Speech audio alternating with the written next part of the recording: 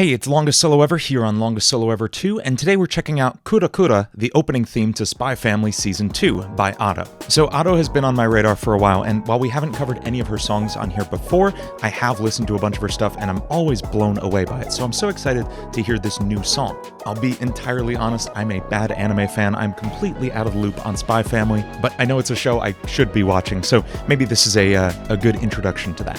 But before we get started, be sure to subscribe for more videos like this one posted every week. Whoa.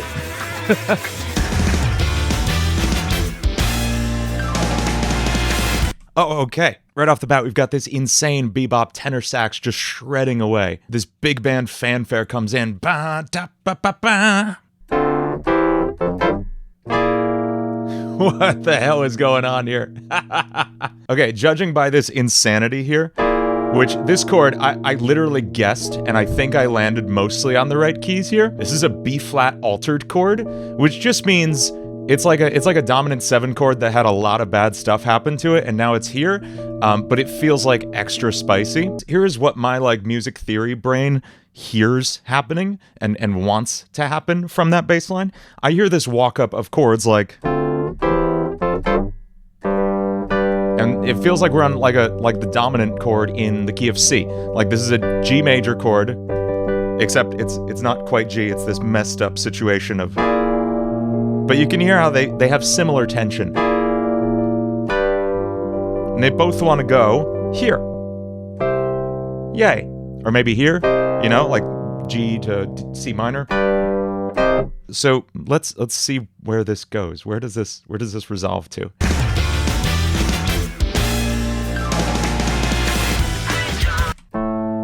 That's not what I expected in any way, but I love it. And yeah, this B-flat altered chord, that makes sense. Because, and oh man, I'm gonna throw a real heavy music theory thing at you right away, I'm so sorry. I'm gonna teach you just like the dirtiest music theory trick you can pull, and you can use this anywhere, anytime to immediately get like this just crunchy jazz feel. This is called, and it sounds like a crazy chess move or something, this is called the tritone sub. And here's what it means. I will boil this down so quickly for you. We're in the key of C major. C, D, E, F, G, A, B, right? These are chords 1 through 7. We know that, right? And we know the 5 chord is our most important chord. 5 always wants to go back to 1. Here's G. Going back to 1, C. Right? Easy, obvious. This G often gets voiced as a G7. So instead of just this nice kind of like vanilla G chord, we get this G7 with this kind of spicy note. You know, it's like a light spice that wants to go back, resolving down to C. Okay, in this G7 chord, we have one of the weirdest intervals we run into in music, which is called the tritone. It's 3 whole steps. Tritone. It's a silly name. You take one note and then you count 3 whole steps up from there. 1, 2, 3. Okay, and this is like the devil's interval, you know? 6 half steps. It always sounds ugly and weird. So, except in the case of this 5-7 chord, we hide it in there. Now, here's the wild thing. Because of the way music theory works, and we could get into these reasons, but we're not going to right now. This G7 isn't the only chord with these 2 notes, this specific tritone. There's one other chord, and that chord happens to be a tritone away from G7. So, let's count 4 whole steps up from G. C sharp. If I build a dominant 7 chord there, if I build a C sharp 7 chord right there,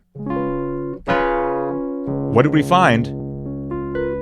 Those same 2 notes that were in G7.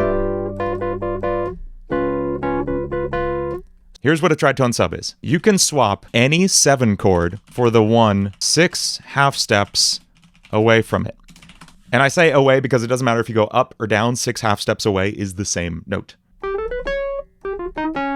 And so now look at this. What we learn here is that G7 wants to go to C, right? Which means C sharp 7 also wants to go to C. What the hell? Let's listen to that. What does that sound like? Yeah, it does. And so anywhere we would normally use a G7, say we're doing a like D minor 7, G7, C. What if that's our chord progression, right? Let's swap in C#7. That sounds so cool. And you can tritone sub any dominant 7 chord anywhere. And that's what they're doing here. They're doing this big run up of chords, but we end up on this B flat 7 chord. And B flat 7, we know now, can resolve to A7. It can just go down a half step. And so we get, and we're in this A minor key now. We could have gone anywhere. And just throwing in that B flat 7, we resolve down to A. Okay, back to songs.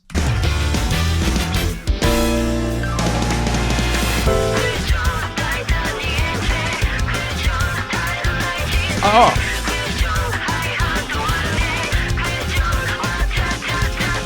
We are not even letting you get any resolution here. This is non-stop tension, which I don't know a damn thing about this show, but there's spies involved. That's tension, right? And so we're not even letting you rest on this A minor. We're going from this A minor 7 right back up to B flat. We're bouncing between 2 different keys. Those 2 chords do not exist in the same key as each other. B flat major is not in the key of A minor. And so we're constantly just like immediately thrown back and forth between these 2 places. This is wild.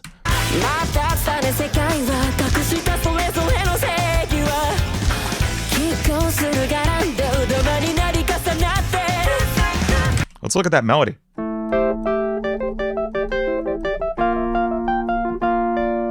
In both of these cases, we're just playing the chord tones, right? Those are the notes in A minor, and that note's in B flat. I want to say before we get too far away from this intro, I love the effect and the arrangement on the vocals in this part. We have like these beautiful jazz harmonies being sung in the vocals. Oh, we're singing a 9th in the vocals. You hear that tension? That's beautiful.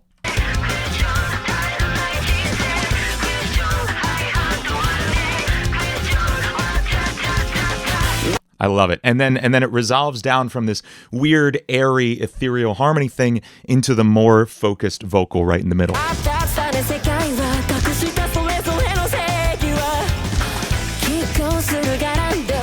I love this drum and bass kind of groove. It's like, this is like classic break beats. Amen break on just like turned up to 11. I love it.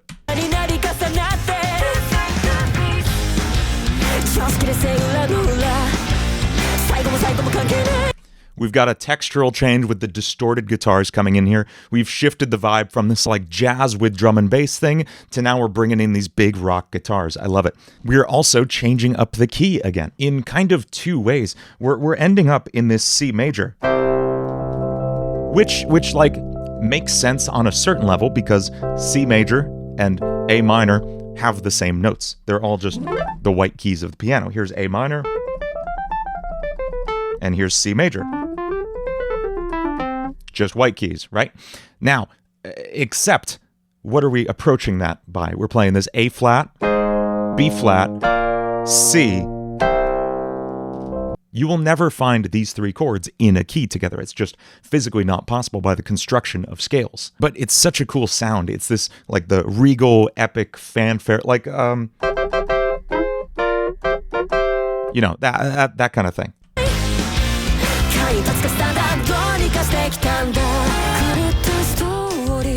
Ooh. Dropping down the intensity, relax a little.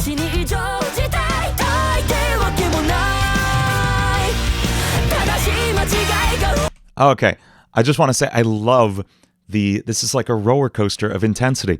We had these huge explosive guitar chords, and that drops down to this nice little Latin jazz kind of groove, and then immediately just sends you right off a ramp and flying into the air into this huge chorus. I love it. Okay, what the hell is going on here theory-wise?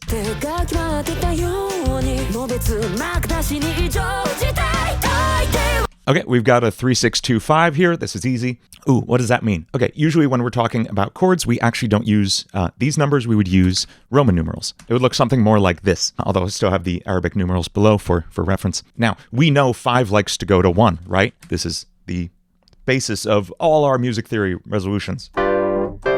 right? 5, 1, easy. Why is that? Well, chords like to resolve up a fourth. And what does that mean? We just count up 4 notes. So if you can imagine 1, 2, 3, 4.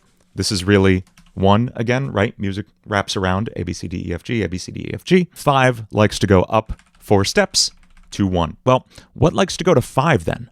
Let's count backwards. 1, 2, 3, 4. 2 likes to go to 5. And we know this. We've talked about 2 5 1s before. What if we just extend that out? What if we just keep counting backwards? Well, let's count backwards from 2. We have to wrap around. We get to 6. Also, minor chords are lowercase numbers, which is a weird phrase. And we work backwards one more time, and we get 3, 6, 2, 5, 1, which sounds like this.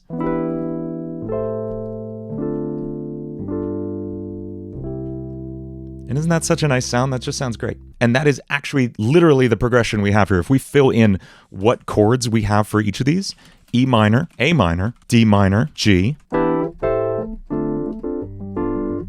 Let's listen to that section. What are we hearing?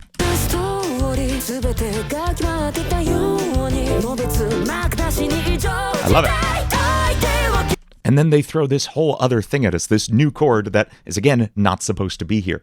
And that's what makes so much of this music so interesting. It's expertly using these chords that do not belong in the key. That's where this interest comes from. I love it. In this case, it's a big E flat chord, not in the key. Let's see where we go.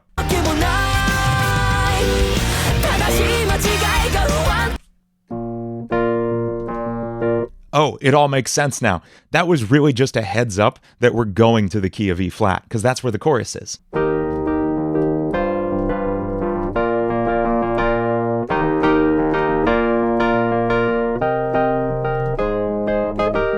Yeah, we're in E flat now. So that was a preparation for what's called a modulation, which is a fancy word for key change.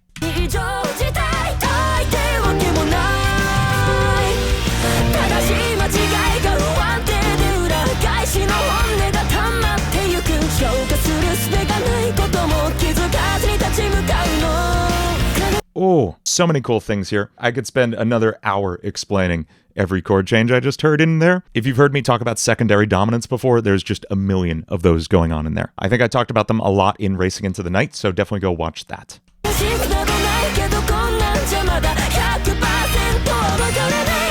Yeah, this is one of my favorite things. Of course, we got descending chord progressions.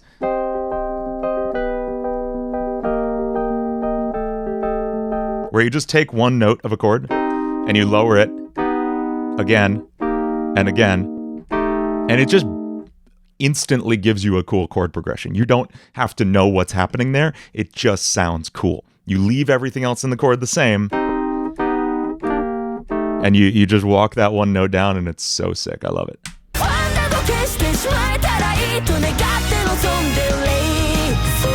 I also feel like I'm just talking about chords, and I want to experience the vocals here and everything, the instruments. So I'm going to just step back and listen to that chorus again and really take it in like as a whole.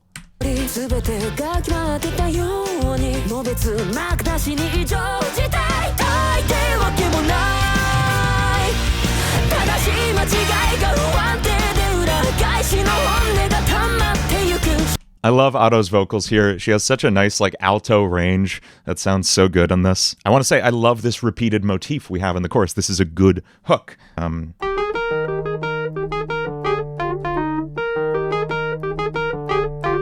That just keeps coming back, and it's so catchy. It gives your ear something to latch onto and go, oh, I've heard this before. I know what's coming. I can like sing along in my brain. That's what catchiness is. It's your brain being able to sing along really quickly with something.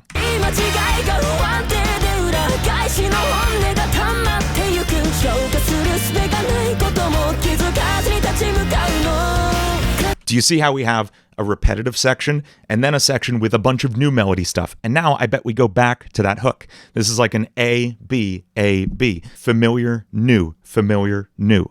There it is again. Oh, we change it up.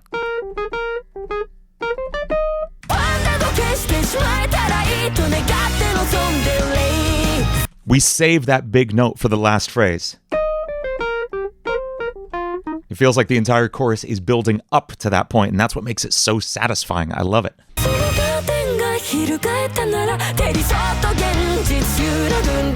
I love that she goes to like a breathier tone there. That's so nice. Where are we now? It's like lo-fi, glitchy vibe. Back to this.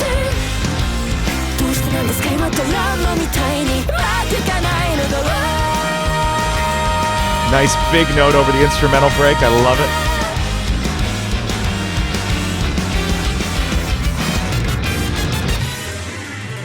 Oh, do you hear that descent into chaos as more of the big band stuff comes in? We've got saxophones playing what feels like just random notes flying all over the place. This is so cool. Now I have a feeling we're going to dive into some just like crazy free jazz section.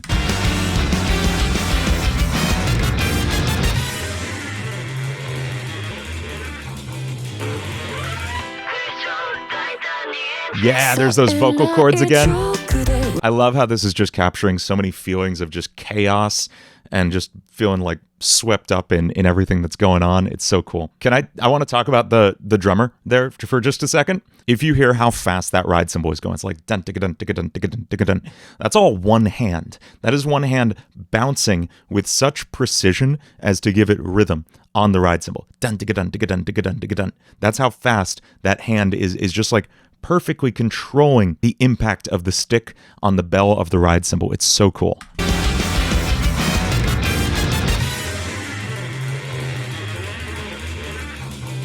And if you watch a drummer's hand, this is how fast it'll be moving. Dun, digga, dun, digga, dun, dun, digga, dun, digga, dun, digga, dun, digga, dun. It's not like frantically trying to hit it. It's this effortless waving motion that takes so long to practice. It's amazing.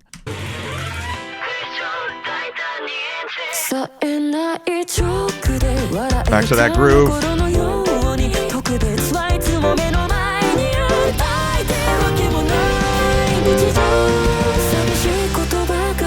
I knew it was going to be quieter. I love those rug pull final choruses where you expect this big thing, but wait, it's quiet. And I'll bet anything it gets huge in a second.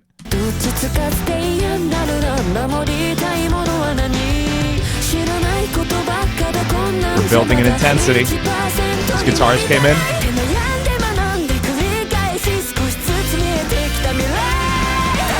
There it is.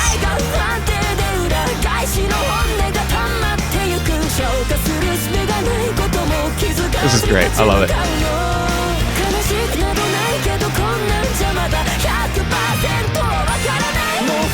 Do you hear the bass player having a freaking blast, right? Like, final choruses of songs are where bass players get to go off. And if you're really listening for it, you will hear some stuff like, look back at the Kickback video.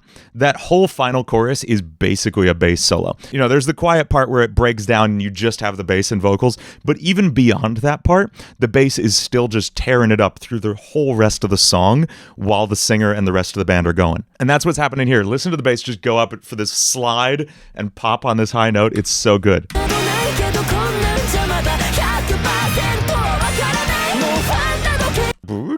I love it.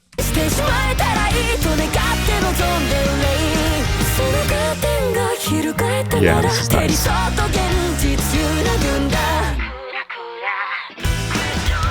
Alright. We're just flying between keys.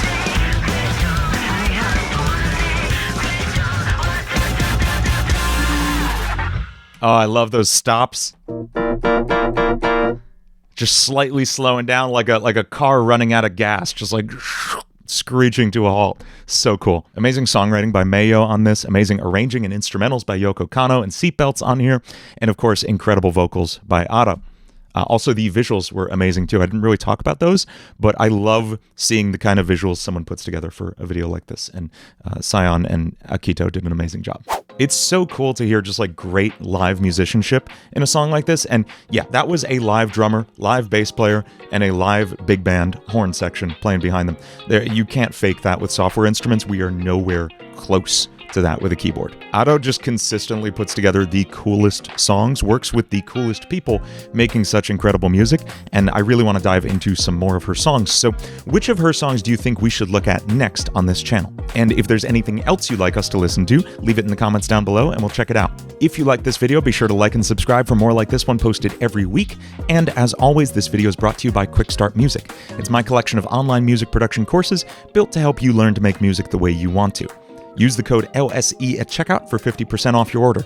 That's Quick Start Music, the ultimate online music school. Again, thank you so much for watching, and I'll see you next time.